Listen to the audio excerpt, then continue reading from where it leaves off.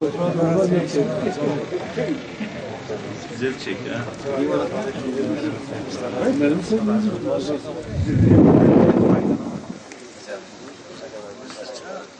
Şekil civar hepsi yani. Siz de oğlum televizyonu unutuyor. Sıyır. Hoş geldiniz. Allah hayır. İyi tüfek neyse evçiye.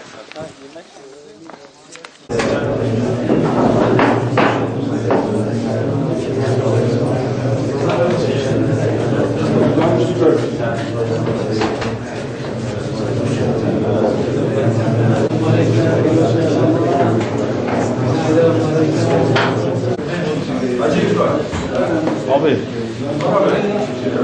Abi gel.